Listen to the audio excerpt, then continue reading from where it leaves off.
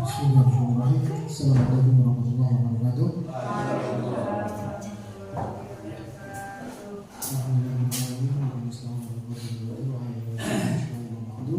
Yang berhormat Bapak Surat selaku Kepala SD Kalikowong, yang saya hormati Pak Rahmatullah SPD selaku CGB yang akan memberikan paparan, sekaligus rekan-rekan semuanya yang saya hormati pula. Alhamdulillahirrahmanirrahim, pada hari ini kita dapat berjumpa dalam suasana yang meriah, yang ceria, alhamdulillah, tanpa suatu halangan apapun. Amin. Serta marilah senantiasa kita satukan sholawat kepada Junjungan kita Nabi Muhammad SAW. Senantiasa kita nantikan syafaatnya besok yang akhir ini. Bapak Ibu yang saya hormati, izinkanlah saya selaku pembawa acara pada hari ini dalam rangka diseminasi budaya positif dari calon guru penggerak angkatan ke-11 SD Kalikowong untuk membacakan berbagai acara yang akan kita laksanakan pada siang hari ini. Acara yang pertama pembukaan, acara yang kedua adalah sambutan dari kepala sekolah, acara yang ketiga adalah pemaparan materi sekaligus sesi tanya jawab, acara yang keempat refleksi, dan acara yang kelima adalah penutup. Marilah kita bersama-sama mengawali acara pada siang hari ini dengan bacaan basmalah bersama-sama. Bismillahirrahmanirrahim. Melanjutkan acara yang kedua, sambutan dari Bapak Kepala Sekolah kepada beliau Bapak Surat SPD. Waktu dan tempat kami persilakan.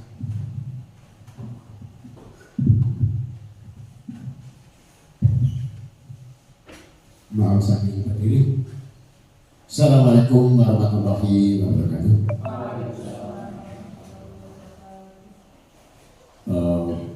Bapak Rahmatullah SPGSD yang saya banggakan selaku calon guru penggerak, serta Bapak Ibu guru peserta atau anggota dari tim kita untuk guru penggerak. Pertama kita bacakan puji syukur kepada Allah Subhanahu. Hari ini kita dapat berkumpul bersama dalam suasana yang sehat tanpa suatu apapun rumah. Amin. Serta salawat salam kita juga kepada junjungan kita Nabi Agung Muhammad SAW. Bapak Ibu yang saya hormati, khususnya Bapak Rahmatullah yang saya banggakan.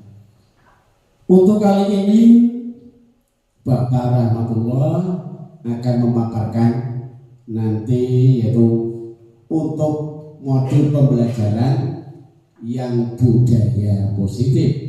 Untuk itu kami mohon Bapak Ibu guru semua beserta rekan untuk dapat mengikutinya dengan seksama dan nanti bisa menjadikan motivasi pembelajaran buat Bapak Ibu guru di kelas masing-masing, sehingga arah pembelajaran kita nanti akan lebih baik sesuai dengan harapan kita untuk pembelajaran yang menyenangkan serta di sini menumbuhkan perkembangan jiwa anak yang berkarakter dan berbudaya positif yang kurang lebihnya sesuai dengan kondisi saat ini. Tuntutan pendidikan kita adalah untuk yaitu menjaga yang namanya 3 restitusi dalam pendidikan. Nanti Bapak Ibu guru, wali kelas yang lain juga akan mendapatkan ilmu-ilmunya. Dan terima kasih untuk Bapak Rahmat yang telah siap untuk menghadapi kegiatan sebagai calon guru penggerak. Kami keluarga SD Negeri 2 Kaligawa dan saya selaku kepala sekolah sangat mendukung untuk kemajuan nanti pendidikan di SD kita Kaligawa 2 tercinta ini. Kiranya demikian saja harapan dari kami. Banyak kata yang kurang berkenan, saya mohon maaf yang seterusnya. Akhirul wabillahi taufiq wal hidayah. Wassalamualaikum warahmatullahi wabarakatuh. Waktu selanjutnya kita serahkan kepada pembawa acara. Monggo. Demikian sambutan dari Bapak Kepala Sekolah SD 2 Kaligawa. Melanjutkan acara yang selanjutnya adalah pemaparan diskriminasi positif yang akan disampaikan oleh Bapak Ketua SPSD. Kepadanya waktu di tempat kami persilakan.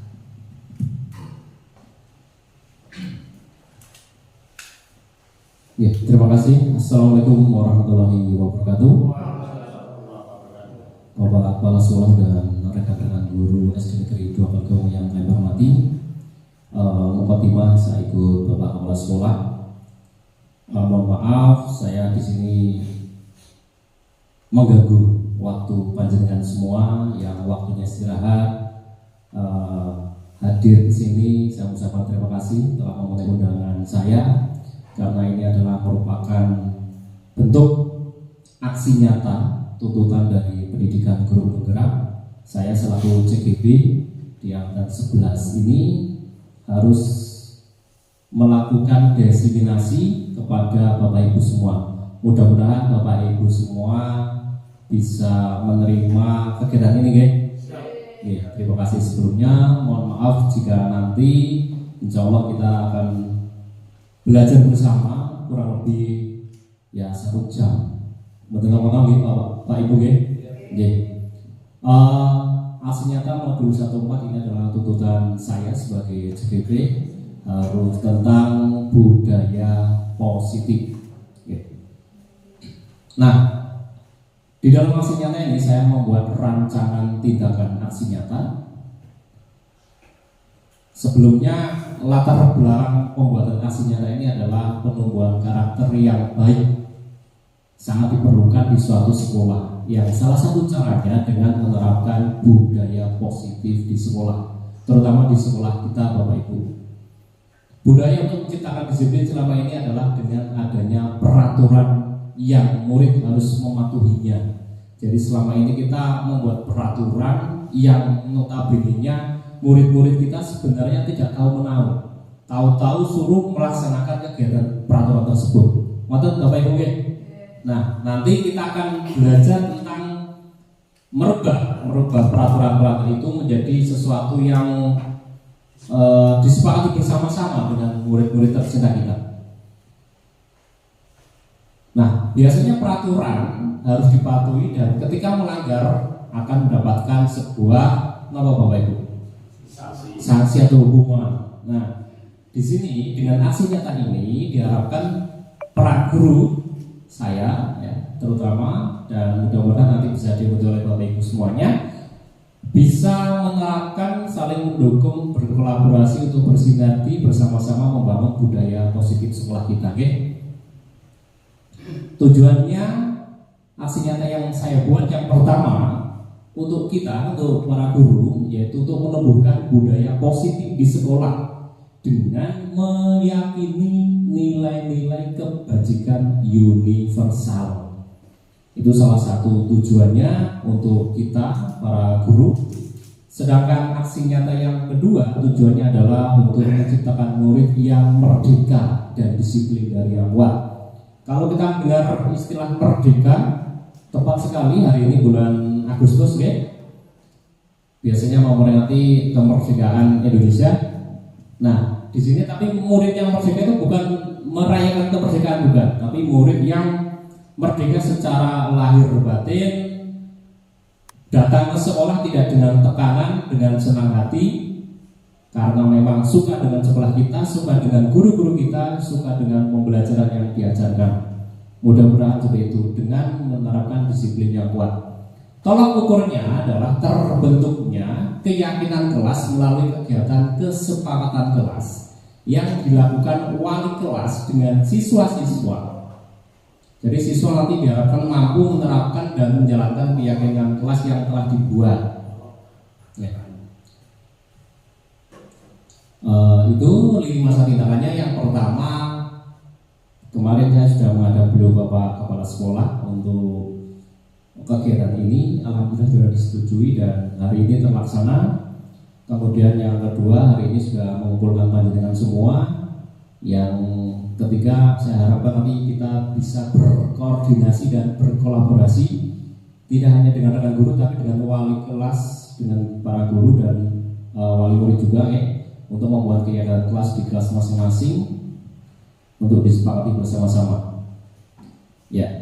Nah, dukungan yang dibutuhkan untuk kegiatan ini ya tentunya dari seluruh warga sekolah agar rancangan saya dapat berjalan dengan lancar. Sarana prasarannya alhamdulillah sudah tersedia di Bapak Ibu. Ini ada proyektor, laptop, wifi, ruangan yang memadai, alhamdulillah bisa terlaksana dengan baik. Ya, pelaksanaan hari ini tanggal 13 Agustus tahun 2024 bertempatnya di ruangan kelas 1 SD Negeri 2 Kalikowang. Jumlah pesertanya 11 orang ya. Terima kasih, masih lengkap. Nah, pengibasannya hari ini betul sama tanggal 13. Langsung saja saya akan ke ini Pak. Tampilan.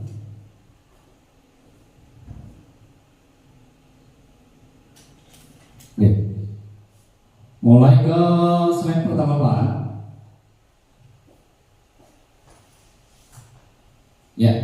Ini kegiatan hari ini adalah diseminasi budaya positif di SD Negeri 2 Kalikowang.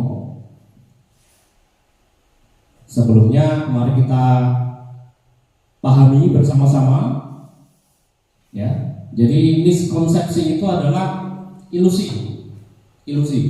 Pemahaman yang selama ini dianggap kita betul tetapi ternyata salah. Itu miskonsepsi.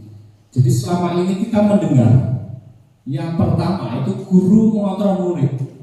Seakan-akan guru itu menjadi teacher center, pusat dari pembelajaran.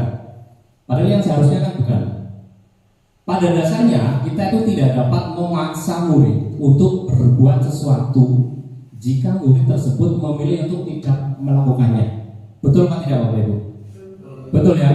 Betul. Seperti contoh ketika panjenengan menggenggam emas misalnya, menggenggam emas di tangan panjenengan. Ketika saya suruh buka emasnya, ketika jenengan bersikeras tidak membuka, apakah saya bisa membukanya? Tidak ya? Tidak kan? Nah, itu gambaran bahwa sebenarnya murid pun seperti itu. Murid itu mau karena mungkin terpaksa atau membuka kemauan dirinya dengan terpaksa. Walaupun pada dasarnya murid itu berbuat sesuatu jika murid tersebut memilih untuk tidak melakukannya. Walaupun tampaknya guru sedang mengontrol perilaku murid, hal demikian terjadi karena murid sedang mengizinkan dirinya dikontrol. Ketika murid itu tidak mau, tidak mengizinkan dirinya dikontrol, ya otomatis tidak mau, tidak terjadi. Jadi ketika panjenengan menyuruh murid panjenengan dan muridnya melakukan, berarti murid panjenengan sedang membuka diri, mau untuk dikontrol. Tapi ketika dia tidak mau, ya sudah. Artinya kita tidak punya kuasa atas itu.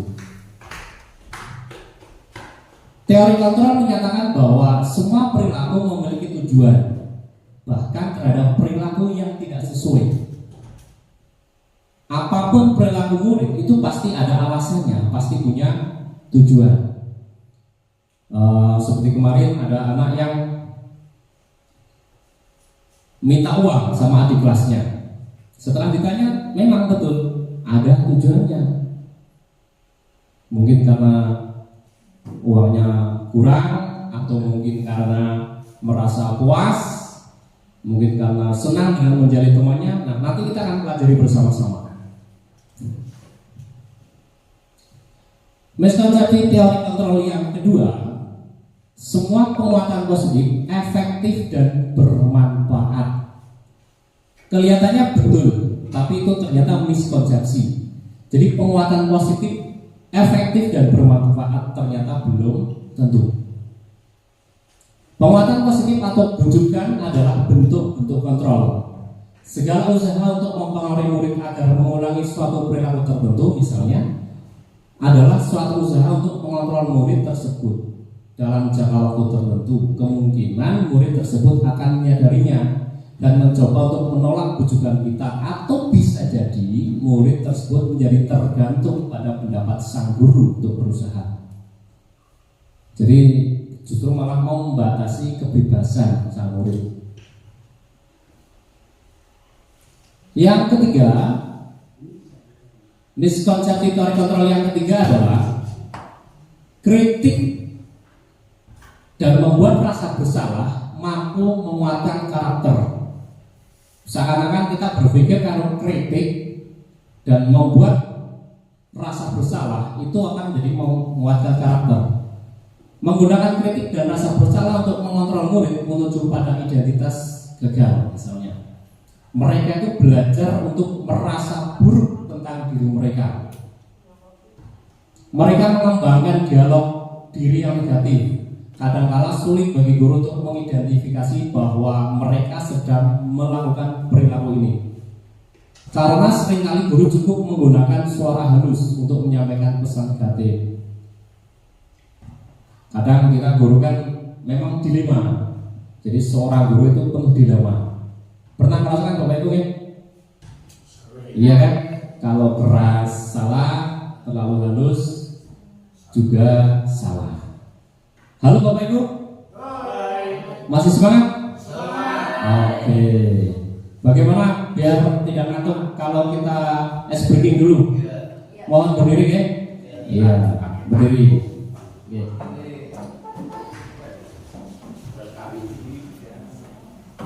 Ya, ada video ice breaking.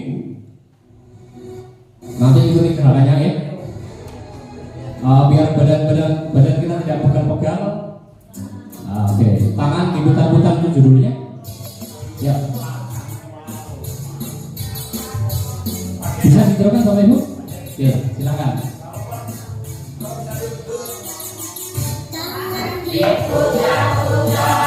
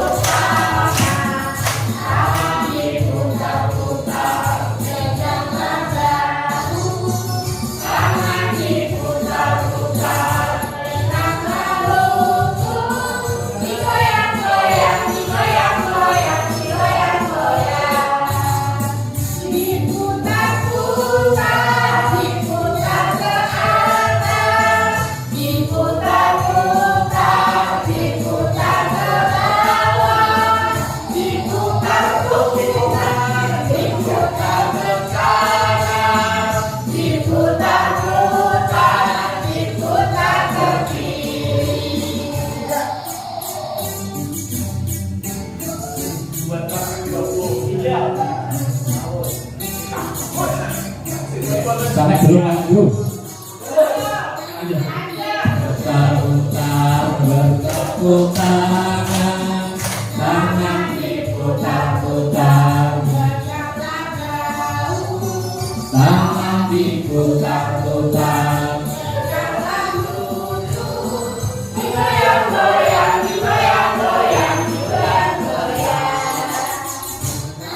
Diputar-putar, putar, tangan diputar-putar, jangan tahu, tangan diputar-putar, jangan luput, digoyang-goyang, digoyang-goyang, digoyang-goyang, diputar-putar, diputar ke atas, diputar-putar.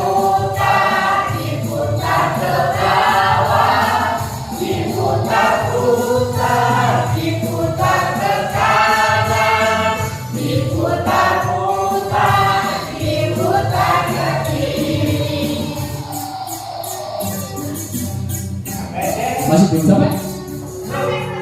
Oke, siap.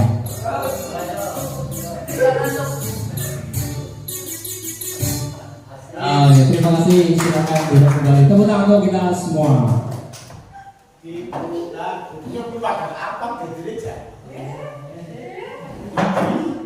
Biar tidak ngantuk, Bapak Ibu, oke?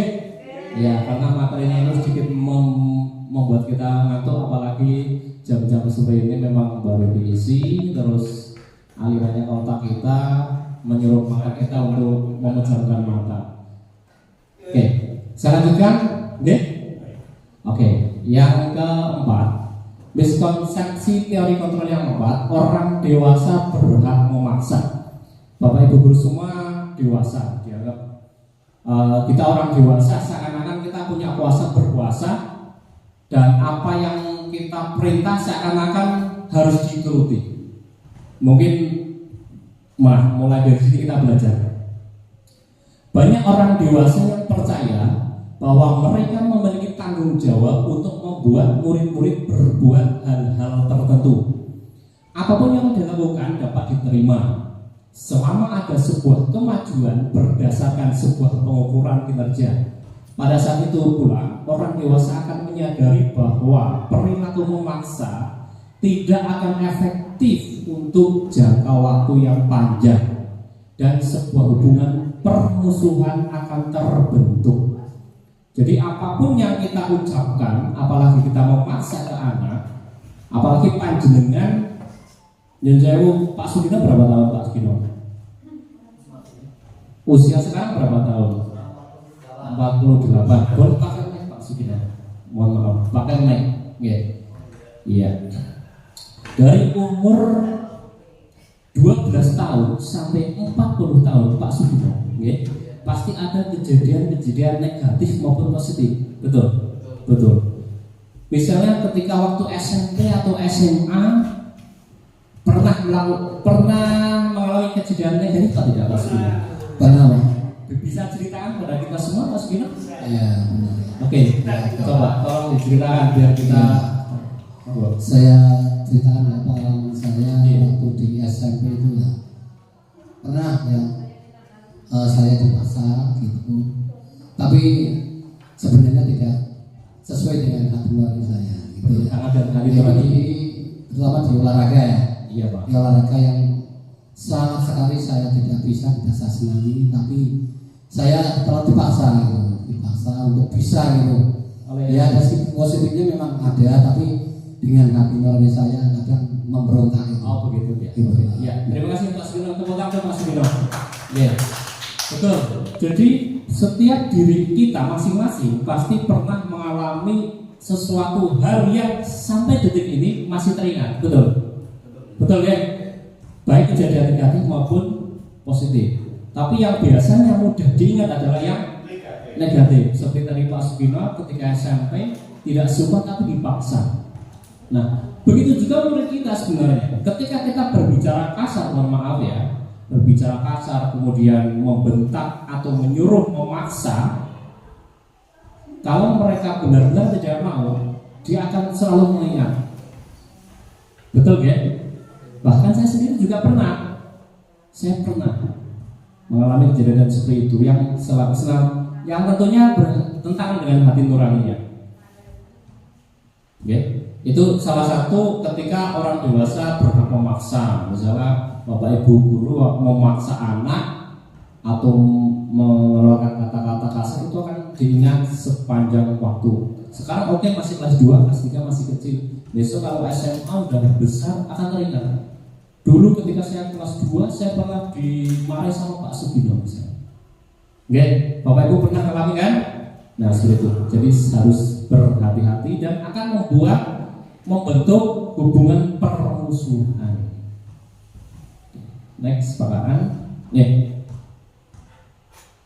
Nah, sekarang kita akan mengubah paradigma stimulus respon ke pendekatan teori kontrol. Jadi, panjenengan bisa mirsani yang itu jelas apa tidak Bapak Ibu? Jelas sekali. Stimulus respon, realitas atau kebutuhan kita sama. Kita dianggap kebutuhan kita sama. Nah, kalau menurut teori kontrol, realitas kebutuhan kita adalah berbeda.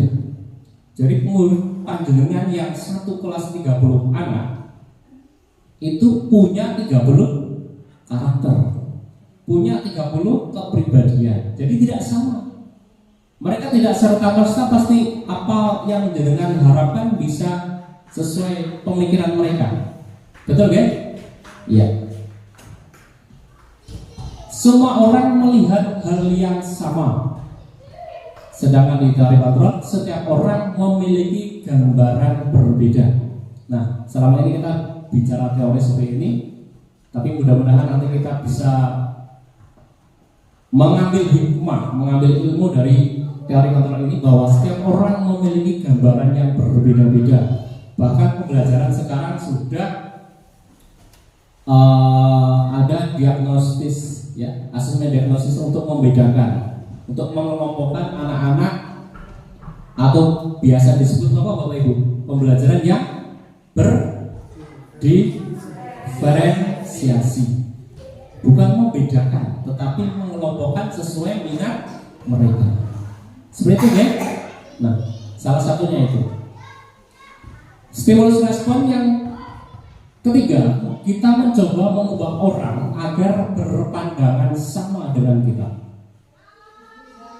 Padahal kita kalau di teori kontrol, kita berusaha memahami pandangan orang lain tentang dunia. Jadi kita yang berusaha memahami.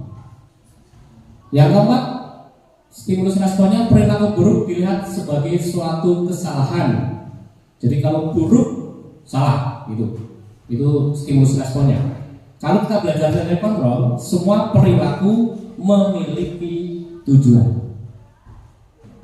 Bapak Ibu mungkin mulai nanti melihat-lihat, mengira-ira murid-murid panjenengan yang berbeda siapa, yang cok usil, yang apa, panjenengan nanti dekati kebutuhan dia apa sebenarnya, yang ingin dia sampai apa. Kok bisa seperti itu? Kita akan mengetahui nanti. Yang berikutnya, stimulus responnya orang lain bisa mengontrol saya. Padahal hanya Anda yang bisa mengontrol diri Anda sendiri. Begitu juga murid. Murid, seperti tadi saya katakan, tidak serta-merta akan patuh dengan kita. Karena murid punya daya untuk mengontrol dirinya sendiri. Saya bisa mengontrol orang lain, padahal Anda tidak bisa mengontrol orang lain. Pemaksaan ada pada saat bujukan gagal. Ketika membujuk gagal, dipaksa biasanya. Tapi yang seharusnya adalah berkolaborasi dan konsensus menciptakan pilihan-pilihan baru. Jadi ada alternatif tindakan yang tepat. Model berpikir menang atau kalah. Tapi kalau di teori kontrol, model berpikir menang-menang, win-win solution. Seperti itu. Lanjut mana? Oke. Sekarang kita akan belajar dari di awal budaya positif. Salah satunya adalah disiplin. Sebelum ke disiplin positif, kita akan mencoba menelaah makna dari disiplin. Jadi dalam rangka menciptakan lingkungan positif, Salah satu strategi yang perlu kita tinjau kembali adalah penerapan disiplin di sekolah kita. Ya, apakah telah efektif? Sudah efektif atau belum, Bapak Ibu? Belum, Bu. Ada yang sudah di kelasnya panjenengan? Penerapan disiplin di kelas panjenengan sudah efektif atau belum? Belum ya? Ada yang sudah, ada yang belum. Oke, mungkin beberapa. Siap. Nah, kalau belum sempurna, apakah masih perlu ditinjau kembali, Bapak? Wajib. Mari nanti kita tinjau kembali. Apa sesungguhnya arti dari disiplin itu sendiri? Apa kaitannya dengan nilai-nilai kebajikan? Nah, pertanyaan pertama itu nanti akan kita jawab bersama-sama di slide selanjutnya. Sebelumnya, mari kita tanyakan ke diri kita sendiri. Jangan bisa bertanya dengan diri sendiri ya, jangan campur sampingnya. Bertanya pada diri sendiri, bagaimana kita berperilaku? Mengapa kita melakukan segala sesuatu? Apakah kita melakukan sesuatu karena adanya dorongan dari lingkungan,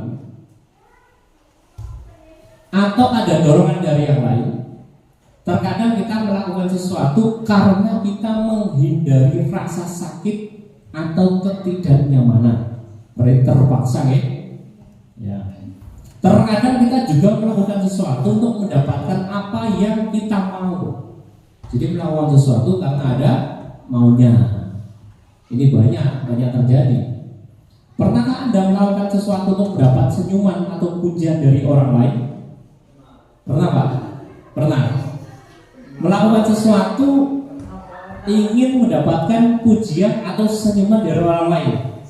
Sering. Oke. Bu Muslimah sering katanya. Boleh bercerita kepada kita sering-sering Bu Muslimah? Ya. Contohnya ketika apa? Ketika jual jajan dijauhkan sari. Bu Muslimah tadi mengatakan sering melakukan sesuatu hanya ingin dipuji atau mendapatkan penghargaan dari orang lain. Pakai mic. Oke, bisa di dalam, bisa di luar. Karena kita sebagai manusia ya kadang nih, dimanapun berada. Ya mungkin ketika bapak penjaga kita tidak datang ke sekolah, saya membuatkan minum. Oh, sudah. Dan ini dipuji. Oh, gitu ya. Seperti itu ya. Biasanya Pak Sunan yang wah cantik sekali Bu Muslimah, gitu ya. Iya.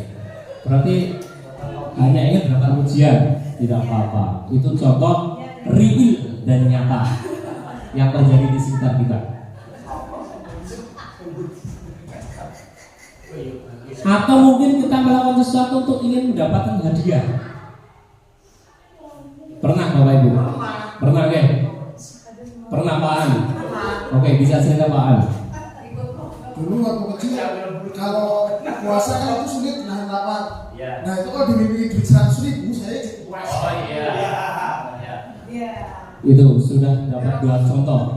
Ketika masih kecil mau puasa sampai maghrib sebenarnya tidak mampu kan? Tapi karena diiming-imingi ini loh, Kang, 100.000 nanti kalau kamu sampai maghrib, akhirnya ada motivasi. Begitu. Itu real dan memang banyak sekali motivasi kita melakukan sesuatu karena hal-hal itu. Atau untuk mendapatkan uang. Banyak ini, terutama anak-anak kita kan? Ya, biasanya disuruh pergi ke warung, dia tidak mau kalau uangnya pas. Gimana? Disuruh beli minyak harganya 9.000, mesti mintanya lebih dari itu. Betul Bapak Ibu? Oke. Ya. Nah, banyak sekali. Apalagi kira-kira alasan orang melakukan sesuatu? Selain itu, mungkin ada yang bisa menjawab. Selain alasan tadi, orang melakukan sesuatu punya alasan. Kira-kira apa Pak Kepala? Monggo. Kalau melakukan sesuatu itu pasti memang ini yang menjadikan motivasi sebenarnya adalah mungkin bukan berasal dari diri sendiri yang muncul, namun sesuatu itu bisa kita dapatkan apa yang menjadi motivasinya, misalnya seperti tadi, seperti contohnya kita sebenarnya tidak mampu untuk berpuasa, tapi diberi hadiah langsung loloh anggota puasa itu karena demi hadiah. Nah, yang lain misalnya dengan bukan hanya berupa hadiah, itu misalnya kita dalam berpola bertingkah laku kita sering kalau di hadapan orang tua itu kita mundur-mundur, misalnya mundur-mundur memberikan hormat, itu kemudian kita mendapat penilaian dari orang tua, wah, kowe iki sopan banget, anggen ngarepe wong aku ngeridik-ridik, wah, itu diberi senyuman, kemudian apresiasi dengan jawaban, itu anak akan lebih meningkatkan lagi. Itu dengan bentuknya narasi, Pak. Demikian, kita bukan hanya bentuk materi, tapi juga bentuk ungkapan bahasa. Terima kasih. Oke, terima kasih Pak atas sharingnya. Jadi memang banyak sekali alasan orang melakukan sesuatu, ya. Oke. Lanjut, Pak. Kalau tadi makna disiplin, sekarang makna kata disiplin sendiri itu apa? Kata disiplin. Jadi ketika kita mendengar kata disiplin, apa yang terbayang di benak Bapak Ibu? Teratur. Ada lagi? Melaksanakan sesuatu tepat waktu. Oke. Apalagi disiplin, sesuai aturan, gitu ya. Oke, terima kasih. Nah, kebanyakan orang akan menghubungkan kata disiplin dengan tata tertib, teratur, dan kepatuhan pada peraturan. Betul, tadi yang disampaikan oleh Pak An dan Bu Muslimat. Kata disiplin juga sering dihubungkan dengan hukuman, padahal itu sungguh berbeda. Jadi seakan-akan kalau anak yang tidak disiplin siap dengan hukuman. Ada korelasinya biasanya yang kita hubungkan. Karena belajar tentang disiplin positif tidak harus dengan memberikan hukuman. Justru itu adalah salah satu alternatif terakhir, dan kalau perlu tidak digunakan sama sekali. Walau memang sama sekali sudah nggak bisa ada alternatif yang lain, baru ada hukuman. Jadi pahami Bapak Ibu, ya. Jadi hukuman itu bukan serta-merta di awal ada pelanggaran terus ada hukuman, jangan. Tapi kalau bisa itu di paling akhir. Syukur-syukur tidak dipakai kalau sudah mendapatkan solusi yang lain. Nah, dalam budaya kita, makna kata disiplin dimaknai menjadi sesuatu yang dilakukan seseorang pada orang lain untuk mendapatkan kepatuhan. Kita cenderung menghubungkan kata disiplin dengan ketidaknyamanan. Kalau disuruh disiplin, biasanya orang akan merasa tidak nyaman. Seperti Bapak pendidikan kita, beliau Ki Hajar Dewantara, menyatakan bahwa di mana ada kemerdekaan, disitulah harus ada disiplin yang kuat. Sungguh pun disiplin itu bersifat self-disiplin, yaitu kita sendiri yang mewajibkan kita dengan sekeras-kerasnya. Tetapi itu sama saja. Sebab jikalau kita tidak cakap melakukan self-disiplin itu disiplin pribadi, ya, wajiblah penguasa lain mendisiplinkan diri kita. Dan peraturan demikian itulah harus ada di dalam suasana yang merdeka. Diambil dari buku Ki Hajar Dewantara, Pemikiran Konsepsi Keteladanan Sikap Merdeka, cetakan kelima tahun 2013, halaman 470. Jadi intinya disiplin itu harus ditanamkan dari diri kita sendiri. Nah, sekarang kita belajar ada yang disiplin positif. Kalau positif itu bagus, Pak Bu. Positif bagus, ya? Ya, seperti ibu-ibu positif hamil kan bagus, namanya diharapkan. Positif kalau dites positif, wah, alhamdulillah, nambah lagi contohnya. Tambah lagi. Iya. Disiplin berasal dari kata disiplina yang berarti belajar. Disiplin mengacu pada disiplin diri yang memiliki tanggung jawab terhadap apa yang dilakukannya berdasarkan berdasarkan nilai-nilai yang diyakini. Disiplin positif merupakan salah satu cara penerapan disiplin yang bertujuan untuk menumbuhkan kesadaran serta memberdayakan peserta didik tanpa imbalan penghargaan atau kita sering menyebutnya reward, ancaman maupun hukuman. Jadi harapan kita disiplin murid-murid kita itu bukan karena kita akan memberikan imbalan, bukan karena kita memberikan ancaman, bukan karena kita memberikan hukuman. Sebagai pendidik, tujuan kita adalah menciptakan peserta didik yang memiliki disiplin diri sehingga mereka berperilaku mengacu pada nilai-nilai kebajikan universal dan memiliki motivasi intrinsik dari dalam diri sendiri dalam perubahan perilaku ke arah yang lebih baik. Itu harapannya. Nah, sekarang kita akan belajar nilai-nilai kebajikan. Mungkin Bapak Ibu guru kelas 1, guru kelas 4, guru kelas 2 dan guru kelas 5 yang lebih dulu sudah melaksanakan kurikulum Merdeka ya. Yang terakhir adalah kelas 3 dan 6. Tentunya sudah sangat paham profil pelajar Pancasila. Betul Bapak Ibu? Sudah paham ya? Profil pelajar Pancasila. Yang pertama apa? Beriman. Bumut mana? Bisa? Oke. Mic-nya mana Bu? Aslinya tolong diberikan. Bumut ini adalah guru kelas 1 yang sudah melaksanakan IKM berapa tahun? Sudah berjalan 3 tahun. Oh 3 tahun ini ya? Oh, ya. Ya. Profil pelajar Pancasila yang saya ketahui itu ada 6. Yang satu beriman dan bertakwa, betul, berwawasan global, iya, mandiri, kreatif, bernalar kritis. iya, oke. Itu.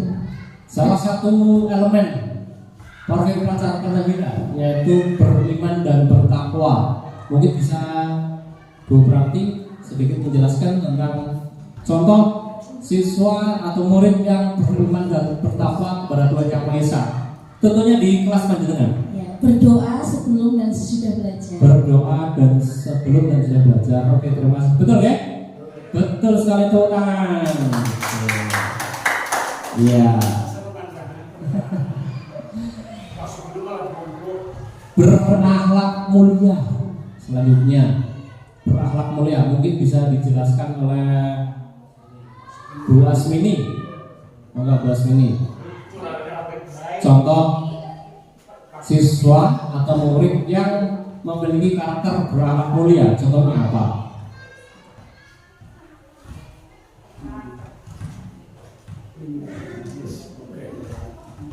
Kegiatan yang biasa dilakukan.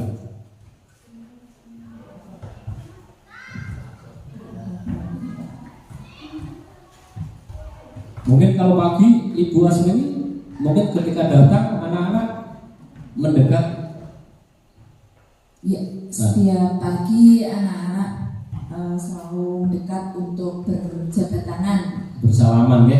Iya, saling ya. berjabat. Oke, itu menunjukkan bahwa murid kita memang sudah melaksanakan pembiasaan yang berakhlak mulia, menghormati yang lebih tua. Itu tugas kita juga. Kalau masih ada anak-anak, murid-murid kita yang ketika Bapak Ibu guru datang masih berseliweran, masih lari-lari, ya kita panggil, tidak apa-apa.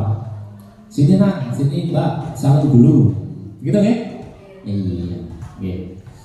Berkebinekaan global ini merujuk pada pemikiran yang memiliki wawasan luas. Tinggalnya di desa tidak masalah, tapi diharapkan pikirannya yang global, mendunia. Gotong royong, mandiri, kreatif, dan bernalar kritis. Nah, kalau 6 ini bisa diterapkan pada murid kita, insya Allah sekolah kita akan sangat maju. Tapi pasti ada saja anak-anak yang, nah, itu. Nilai-nilai kebajikan berikutnya dari Ibu Primary Years Program atau PYP Ada yang pertama toleransi, rasa hormat. Toleransi yang seperti apa kira-kira? Yang biasa diterapkan di kelas panjenengan? Mungkin Bu Ida? Oh, sedang telepon. Maaf. Oke, bahas lagi toleransi. Seperti kemarin kan ada anak pindahan yang beda agama mungkin. Iya. Gimana? Anak-anak yang lain bagaimana? Teman yang lain mengajak bermain, mengajak bersama-sama tanpa melihat perbedaan mereka. Oke, itu salah satu nilai kebajikan toleransi yang sudah diterapkan di sekolah kita adalah ketika ada yang berbeda, baik agama, mungkin sukunya, ya, mungkin asal daerahnya, tetapi mereka tetap mau bergaul, berteman selayaknya, gitu. Kemudian rasa hormat, integritas, mandiri, menghargai, antusias, empati, peduli, keinginan tahuan, kreativitas, kerjasama, percaya diri, dan komitmen. Banyak sekali nilai kebajikan. Keterampilan hidup, life skill, ini juga termasuk nilai-nilai kebajikan. Antara lain dapat dipercaya, lurus hati, pendengar yang aktif, tidak merendahkan orang lain, memberikan yang terbaik dari diri. Nah, itu saya merangkum beberapa nilai-nilai kebajikan dalam kolom-kolom yang sudah saya pelajari di modul 1.4 kemarin.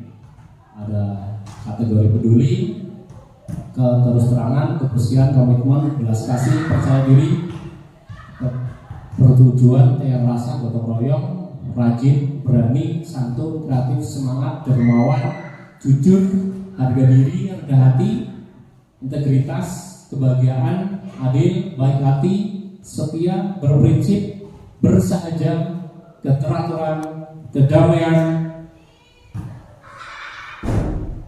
keteguhan hati, ada rasa hormat, tanggung jawab, pengabdian, bijaksana, bersyukur, toleransi, percaya, lurus hati, ketegasan, keluarga.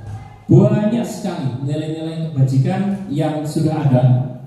Tinggal nanti kita mengambil beberapa yang disesuaikan dengan perilaku murid-murid kita di dalam kelas.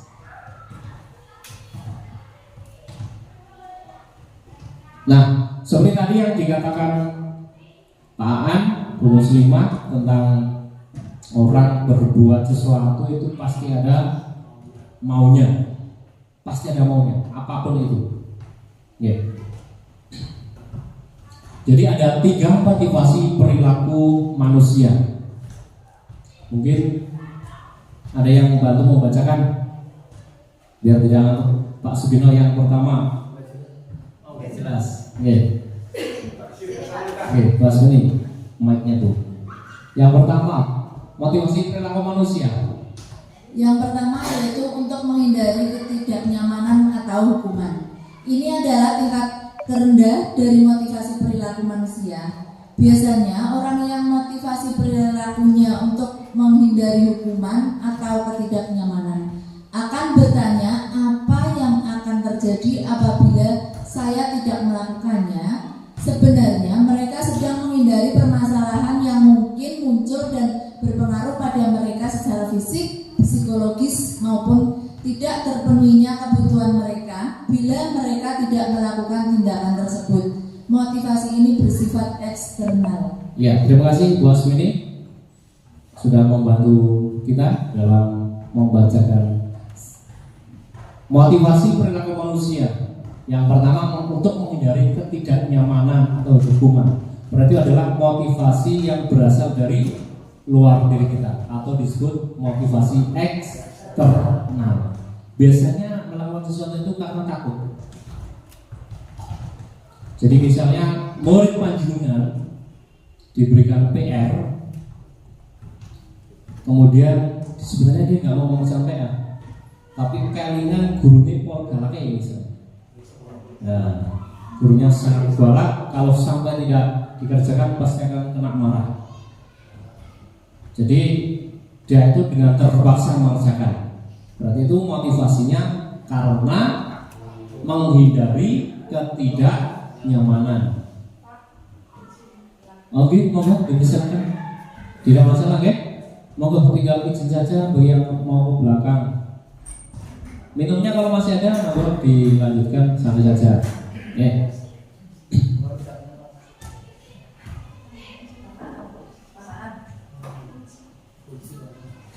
Kita lanjutkan yang kedua ya. Jadi motivasi perilaku manusia yang kedua untuk mendapatkan imbalan atau penghargaan dari orang lain. Seperti tadi yang sudah dicontohkan Bu Muslimah ya. Jadi satu tingkat di atas motivasi yang pertama. Jadi ini levelnya, kalau contoh kita bermain game, ini adalah level 2. Lebih menantang, lebih bagus. Di sini orang berperilaku untuk mendapatkan imbalan atau penghargaan dari orang lain. Orang dengan motivasi ini akan bertanya, apa yang akan saya dapatkan apabila saya melakukannya? Mereka melakukan sebuah tindakan untuk mendapatkan pujian dari orang lain. Misal, saya ya, misal jam masuk sekolah kita adalah 7.15, tetapi saya berangkat sampai sini jam 6:30. Ya, misalnya saya 6:30 berangkat sampai sini. Padahal kita jam presenti jam 7.15. Itu berarti motivasi saya.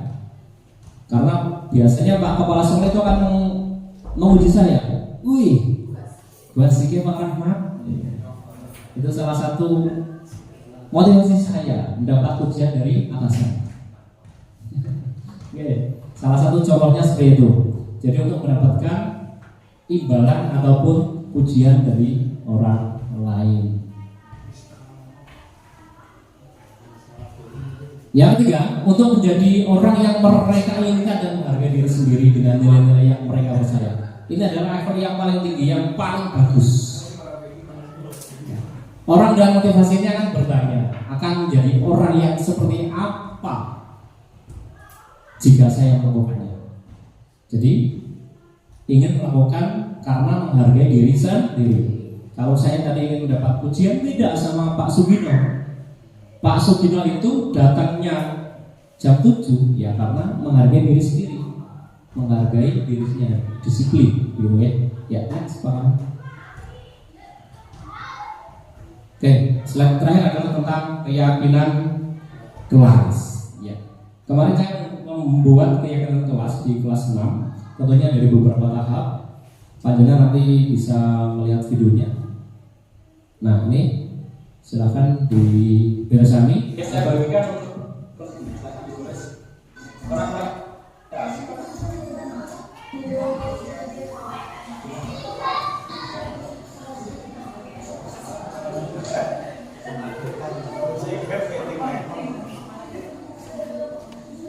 itu di awal kan saya membagikan skill untuk mereka menuliskan kesepakatan kelas.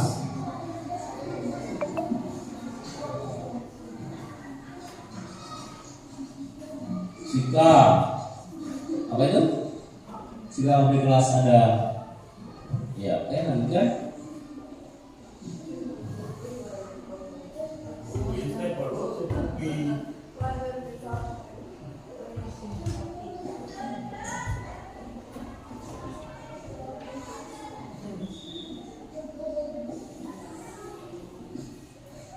jadi setiap anak saya berikan kebebasan untuk mengungkapkan apa yang diinginkan mereka di kelas.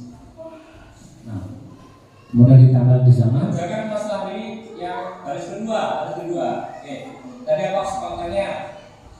Kesepakatan kelas. Jika guru berbicara, maka saya mendengarnya. Jika guru sedang berbicara, maka mendengarkan. Setuju? Setuju. Sip, lanjut. Jika diberi tugas, maka saya akan mengerjakannya. Jika tugas harus dikerjakan. Setuju? Sip. Nah,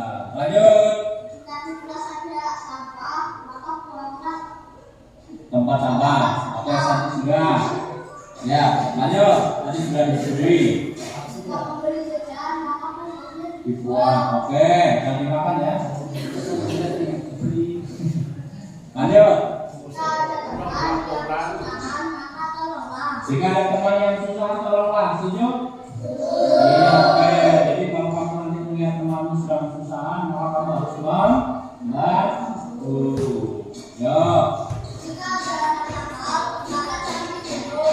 Jika ada anak nakal, maka jangan ditiru. Setuju?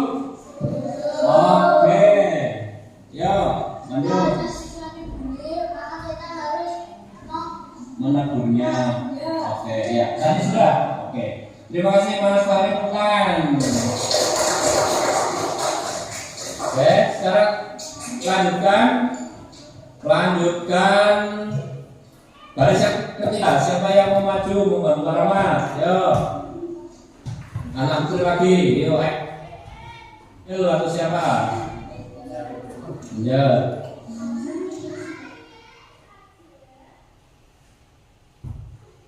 Nah, tadi itu kesepakatan kelas dan peraturan kelas.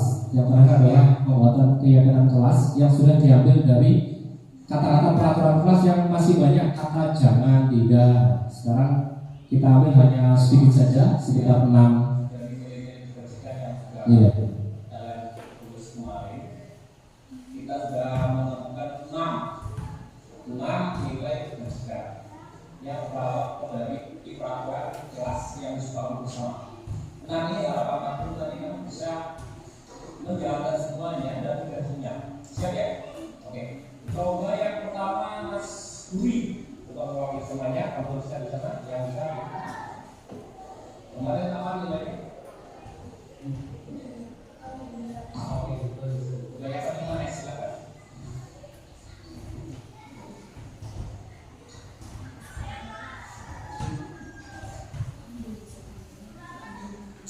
Budaya wajah pakai itu budaya gitu. Budaya ya. Ini J.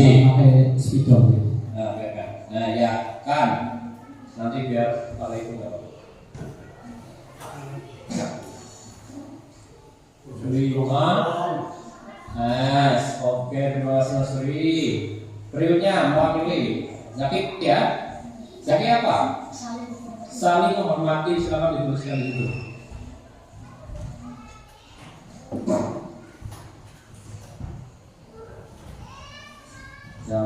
Yang jelas tulisannya. Saling. Biasa untuk soal itu kan pada spidol kurang saya. Saling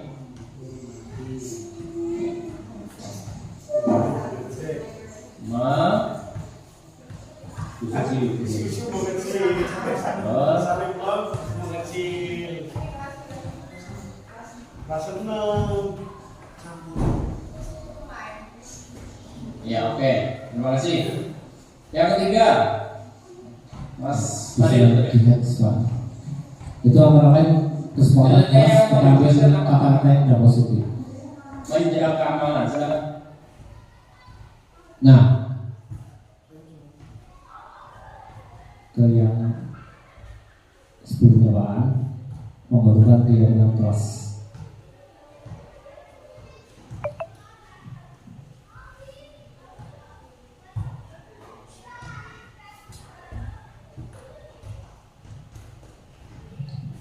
Jadi itu sedikit contoh saja untuk pembuatan keyakinan kelas. Jadi yang pertama bersifat abstrak, berupa pernyataan universal. Contohnya ini bertanggung jawab, saling menghormati. Sedikit saja yang mudah diingat, jadi jangan terlalu banyak. Tadi saya ambil 6, mudah-mudahan 6 itu akan mudah diingat dan dilaksanakan oleh murid-murid saya sesuai dengan kondisi kelas dan sekolah sehingga mudah diterapkan. Jadi apapun yang dibuat bisa dilaksanakan, mendukung. Semua warga kelas atau sekolah dilibatkan saat membuat. Jadi suatu Bapak Ibu, lanjut Pak. Sekarang kita ke 5 bukan dasar manusia. Kebutuhan dasar manusia yang saya pelajari itu memang ada 5. Nah, yang pertama adalah bertahan hidup. Makanan, pakaian, tempat tinggal, keamanan, kesehatan. Kalau semua itu tidak terpenuhi, orang akan tidak hidup. Yang kedua, kasih sayang dan rasa diterima, dipedulikan, ada kerjasama, menjadi bagian dalam kelompok. Kebutuhan yang ketiga adalah penguasaan, jadi punya harga diri, keinginan untuk dianggap, memimpin, berprestasi, diakui dan didengar. Kebebasan, mandiri, memiliki pilihan, mencoba hal baru, mampu mengendalikan arah dirinya. Yang terakhir, kesenangan, bermain. Yang suka mancing berarti itu kebutuhan dasarnya kesenangan. Yang suka humor, punya antusiasme, keinginan yang tinggi, dan tertawa. Itu 5 kebutuhan dasar manusia. Motivasi perilaku manusia tadi sudah lanjut. Nah, jenis-jenis tindakan ada hukuman, konsekuensi, ada restitusi. Ini yang paling penting nanti dalam kita menangani siswa-siswa kita. Hukuman sifatnya tidak terencana atau tiba-tiba. Murid tidak tahu apa yang akan terjadi, bersifat satu arah, berupa hukuman fisik maupun psikis. Sedangkan konsekuensi itu terencana, tertulis disepakati bersama sesuai dengan peraturan. Murid tetap tidak dibuat nyaman. Sikap guru selalu memonitor murid, itu konsekuensi. Jenis tindakan yang ketiga adalah restitusi. Ini yang akan kita mulai terapkan. Proses menciptakan kondisi bagi murid untuk memperbaiki kesalahan. Jadi punya salah, tapi kita tawarin perbaikan. Proses kolaboratif yang mengajarkan murid untuk mencari solusi sendiri.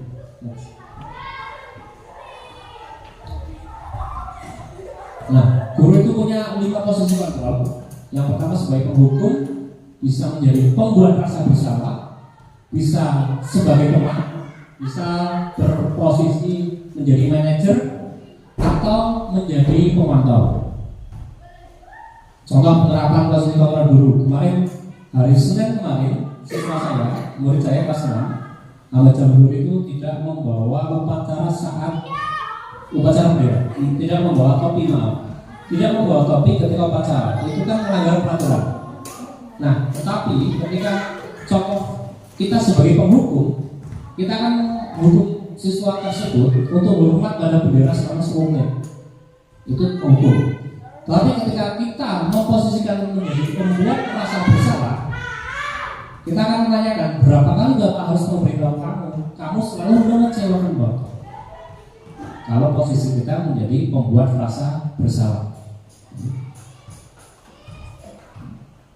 kita posisikan sebagai teman. Ayo dong, ini adalah sekolah, tolong bantu Bapak ya. Sekali ini saja. Ya sudah, tidak apa-apa. Lain kali jangan sampai berdua seperti ini lagi. Jadi kita seakan-akan seperti sama teman. Jadi menasihati teman kita. Kalau kita sebagai pemantau, kamu sudah melanggar peraturan sekolah, kamu tahu konsekuensinya. Setelah pelajaran selesai, kamu pulang ambil atribut yang tidak memakai dan jangan dilakukan. Nah, yang terakhir, kalau posisi kita sebagai manajer, apakah kamu tahu kesalahanmu? Hal apa yang akan kamu lakukan untuk memperbaiki kesalahanmu? Manajer menawarkan solusi. Tentunya murid akan menjawab. Nah, itu beberapa posisi kontrol. Apakah aku? Berapa kali Bapak harus memberitahu kamu?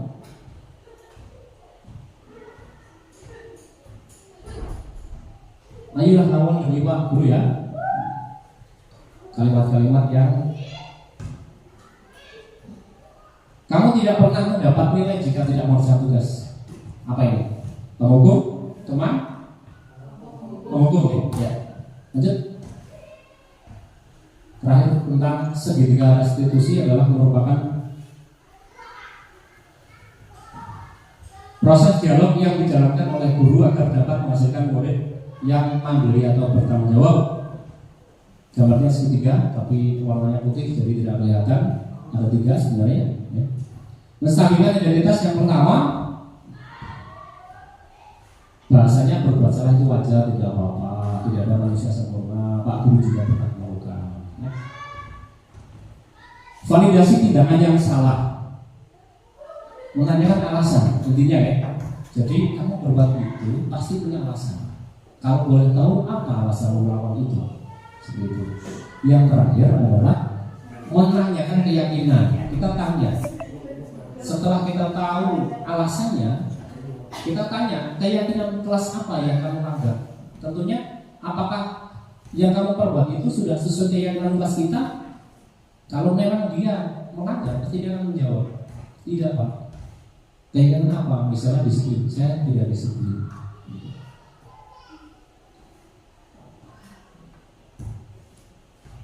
Next, Pak. Lanjut aja nanti. Ya, kemarin saya sudah melakukan praktek seketika restitusi pada murid saya yang tidak mau membawa topi saat upacara. Saya sudah menerapkan itu, menstabilkan identitas, validasi tindakan yang salah, dan menanyakan keyakinan. Nah, dari dalam penerapan program disiplin positif, guru hendaknya memiliki standar kepribadian profesional dan sosial yang baik, di mana guru mampu merefleksikan dirinya dalam posisi kontrol saat ini.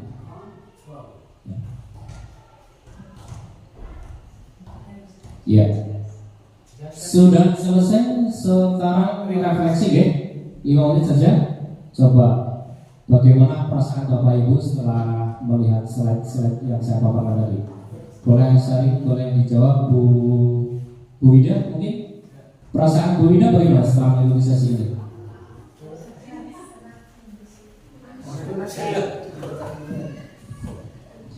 Perasaan saya setelah mengikuti kegiatan ini yaitu senang, bahagia. Senang, bahagia. Oh, senang dan bahagia. Terima kasih. Mewakili Bapak Ibu guru lainnya atau tidak?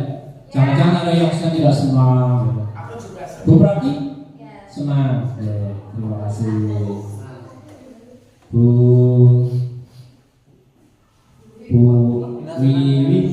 Wiwi, perasaannya senang. Alhamdulillah. Terima kasih. Oke. Ya. Sekarang saya refleksinya ya. Perasaan tadi juga senang. Pembelajaran apa yang tadi panjenengan dapatkan dari Ibu? Bu mungkin bisa menjawab. Mewakili teman-teman. Terima kasih Pak Genia, Bapak Rahmat. Saya akan mencoba menjawab pada hari ini. Dari awal sampai akhir banyak sekali yang ilmu yang kita dapat nih Bapak Ibu.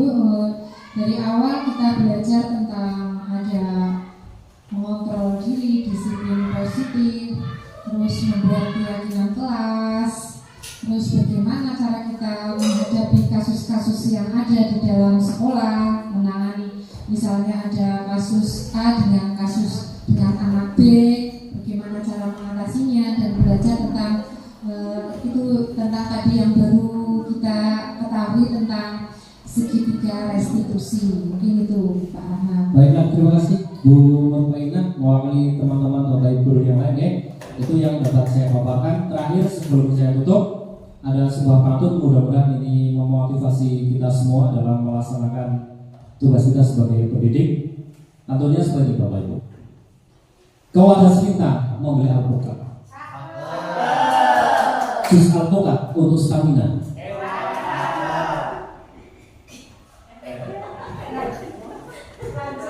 Selamat siang, tetap semangat untuk pendidikan kita yang lebih berjaya. Demikian pendapat dari saya, ada kurang lebihnya mohon maaf. Saya akhiri. Assalamualaikum warahmatullahi wabarakatuh.